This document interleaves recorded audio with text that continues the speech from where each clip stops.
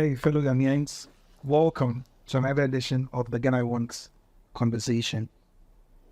On today's podcast, we'll be discussing a menace which has been a very serious issue in our political system.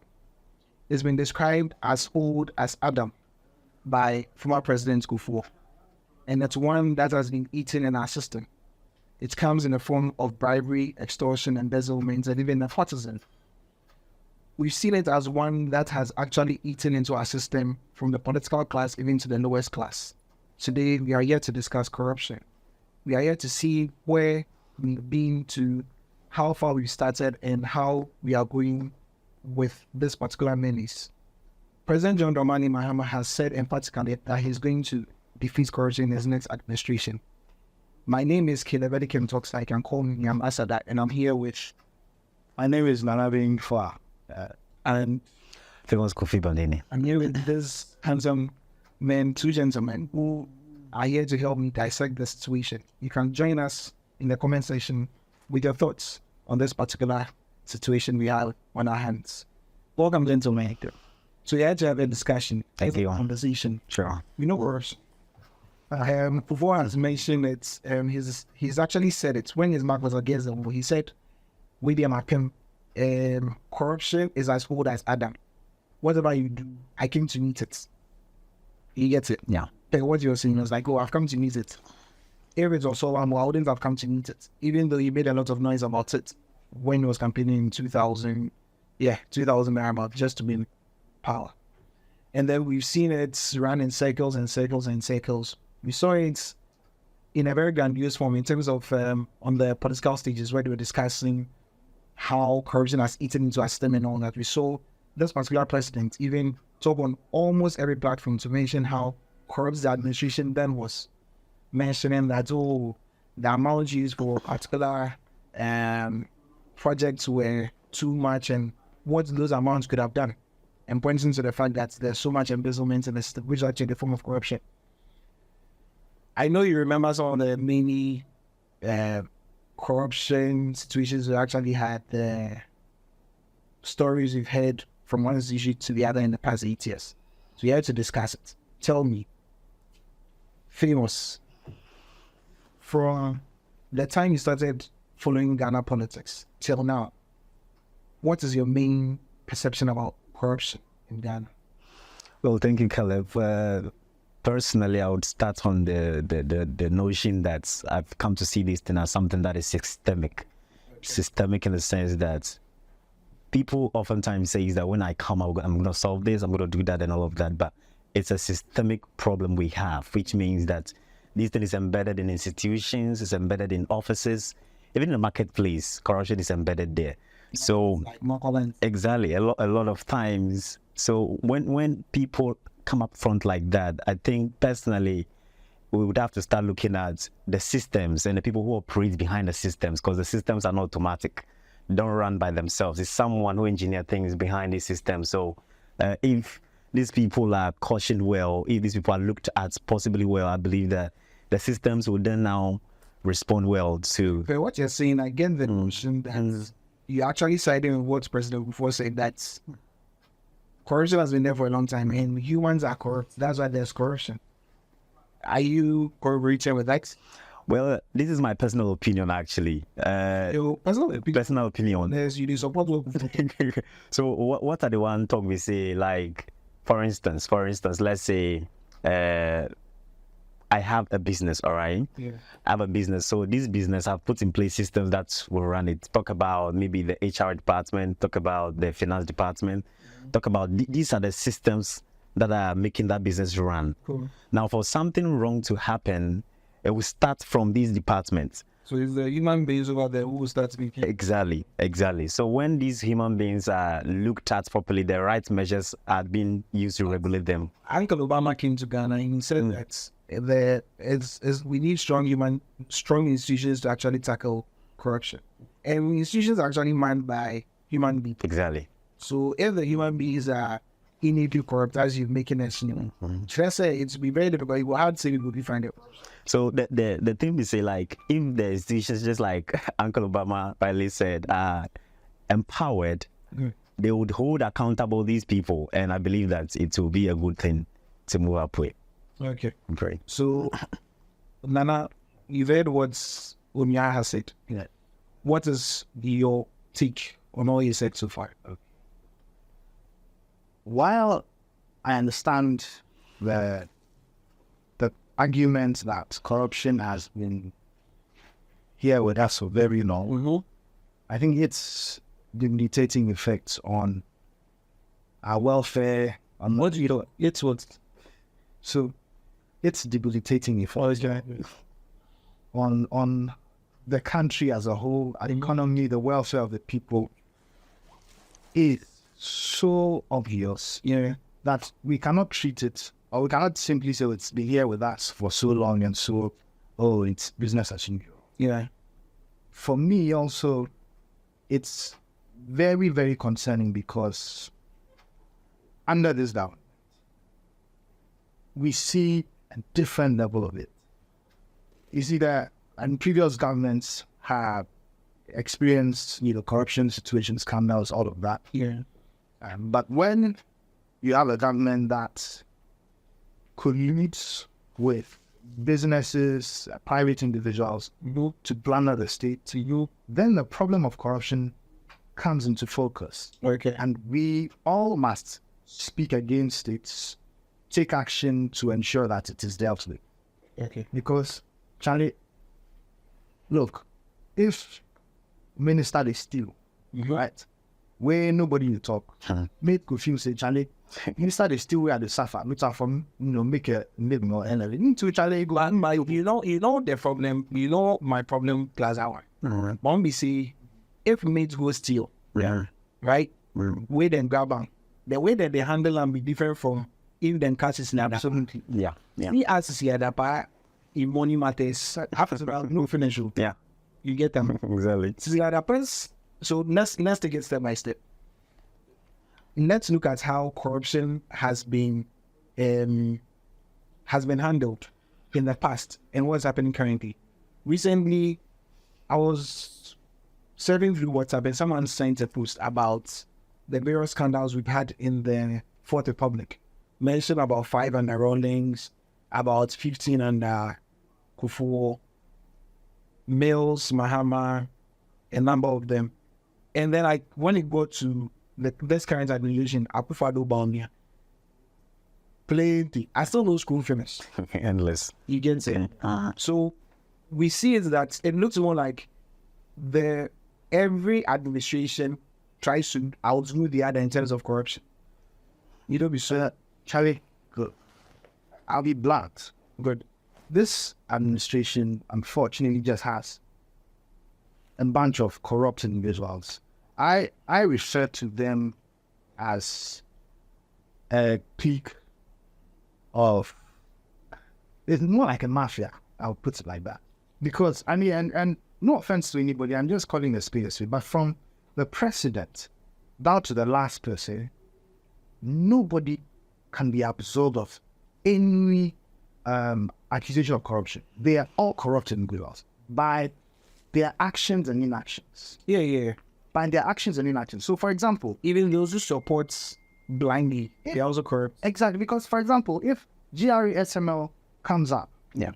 and there's an audit sponsored or paid for by the taxpayers' money, and you, the president, refuse to release it because you know the damning effects they will have on private businesses and individuals, you decide to whitewash them with that letter that deliberately left out important information. No, but I get you perfectly. It's not really starting from now. It looks like the president from the onset, right? The president from the onset, it feels like this party has actually been hungry for a long time.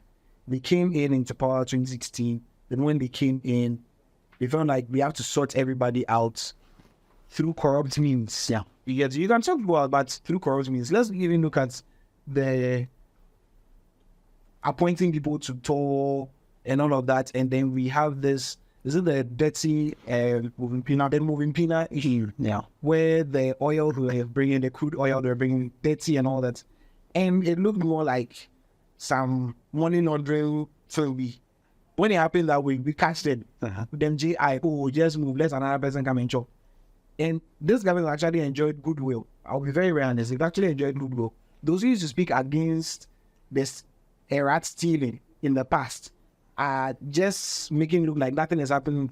Seeing an elephant stealing grand use. Sure. Like, what do you see that very, very much? I think also that is where the issue of nepotism really comes in the sense that when we look at this government critically, like any other government, this is the government that promised us that they are going to cut down a lot of things, yet they are the people who have the most ministers in the history of Ghana so far. And you look deeper into it, you realize that these are people who are connected family-wise, one way or the other. And even when he did the appointment, you had people in high authority who were seen as being very mature in our system, speaking on behalf of them, saying that, oh, the problem they've come to meet is very huge. So allow them appoint as Many people can. Yeah. You know, if you look carefully, right, in our political space, you've not had someone saying particularly that I'm not going to do family and friends on the politics. It's Akufo-Addo. Yeah. And he's doing exactly the opposite of everything that he ever said. you get. So, let me just bring some perspective to this discussion. We are mentioning scandals and things like that, but there is data to show that indeed this government you see, and I made that statement. So I want to also provide information that backs that up. Now, when you look at the Transparency International ranking, the Corruption Perception Index, Yeah. over the years, Yeah. you would realize that I think the best this government has done is about to rank about 70th or so. And like, And they've been marking time over there. as of 2023, A long time now. 73rd. Yeah. The previous government, which was bastardized as corrupt, Yeah. and I make no excuses for that government, but that government's worst, Which is Mohammed's government. Yeah. in fact, so this is it. So that government, Mahala's government worst was 70th. This government best is 70th. Second, So 72. we understand. Under Mahama, we rose as high as up to about 56th or so. That was our best. Yes. So it tells you clearly that there's data to show that this government is the most corrupt of the Fourth Republic. Also, you will realize that under this government, our judiciary have not played the part it has to play in ensuring that we punish people or hold people for Very true. people are accountable. That's right. And there's actually a metric that measures that. The Rule of Law Index by the World Justice. Yeah. And I think somewhere in 2015, we were ranked 34th. Yeah. And this government ranked 64th.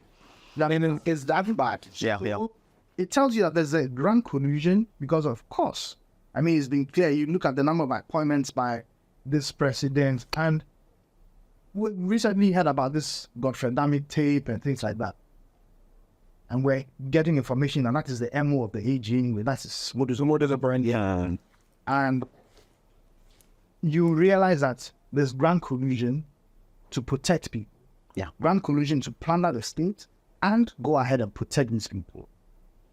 You understand? Yeah, so I don't think that there's any debate or anybody can debate the fact that this is the most corrupt government ever. And we all have Even the former Ghana School of Law director, I've forgotten his name, he mentioned it recently. He said that this is like the West government. He's mentioned that this is like the West in terms of corruption, of course. He's mentioned that this is the West. We've never seen anything like this before. And a lot of people actually disappointed. I was when this I don't know if you saw the thing with regards to the 5G network. Yeah. Yeah. Serious also, and it was the president himself who opined On that, yeah. if there's this you look at it carefully, you realize that SML, look at the time it was incorporated, a week or a month after the government was sworn in, and then we're given a contract.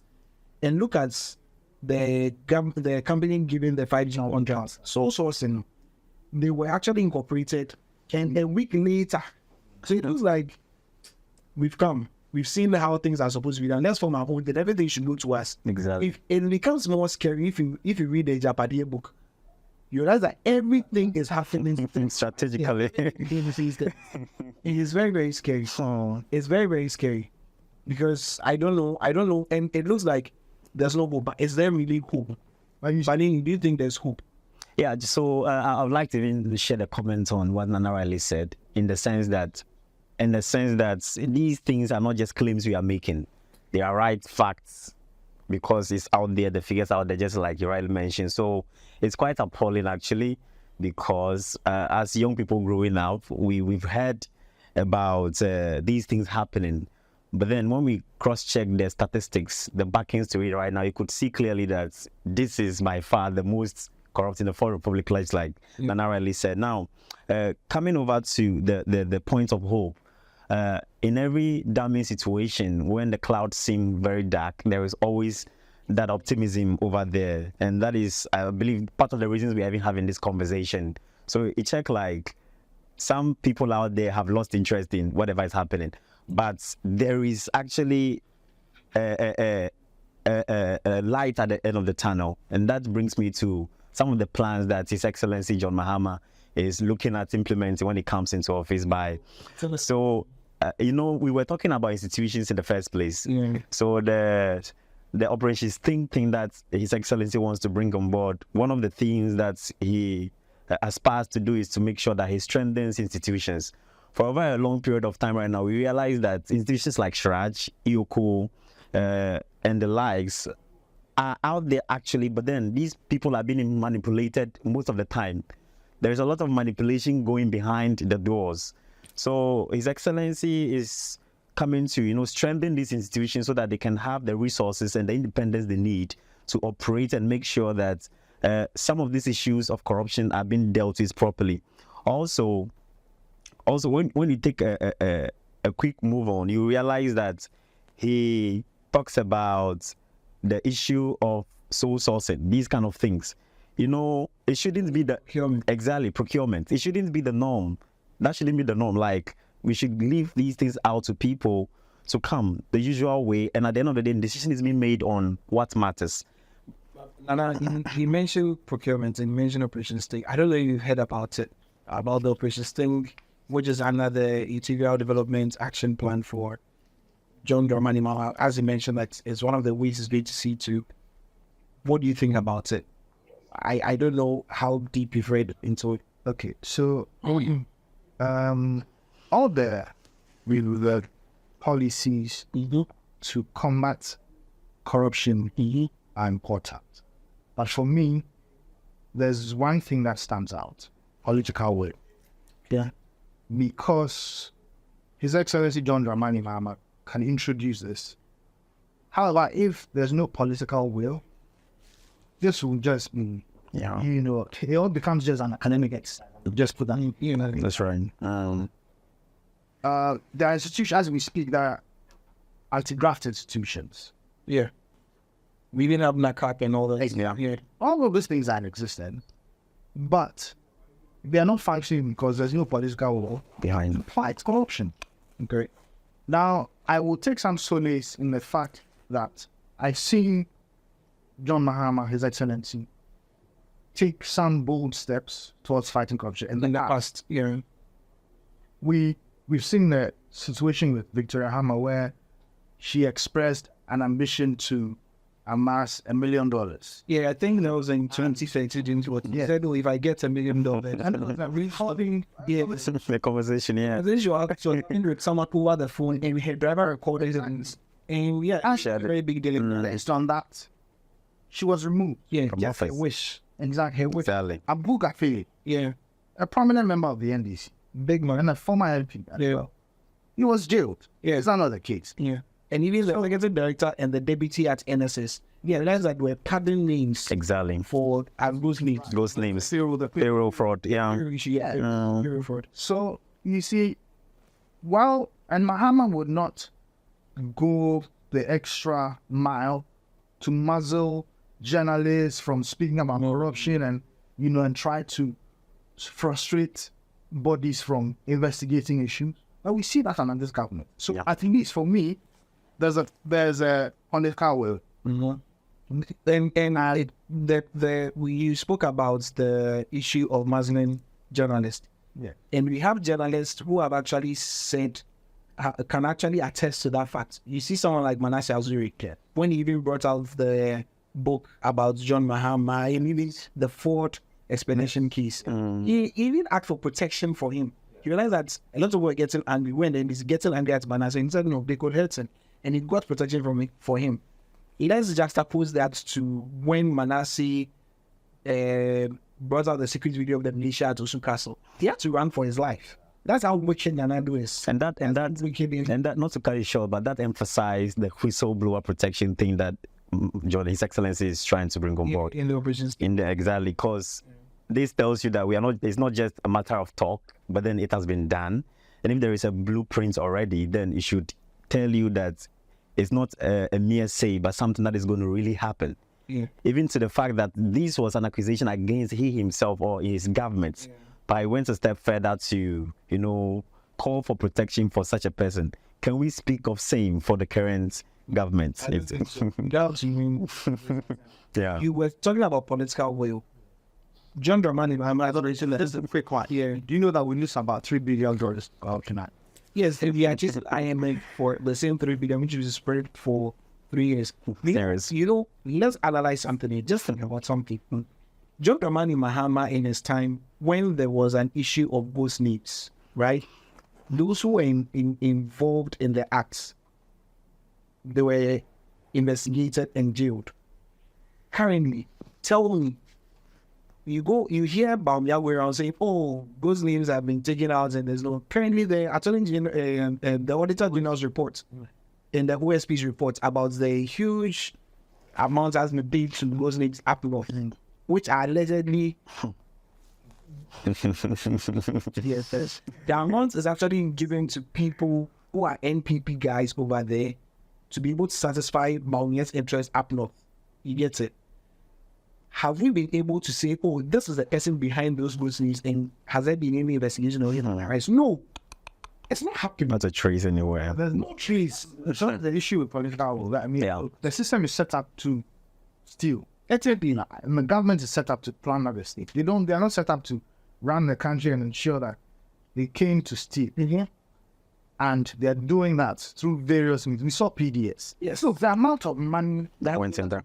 He said it's not a silver. Like this. And Ronaldo put his nephew, Gabi Orchard, at home. Like, he was from this maybe he brought him there. Are you sure he put him there? Shout out now. Ronaldo called him. He said, for all the things you did for the sacrifices. News file, come and sit down and enjoy some.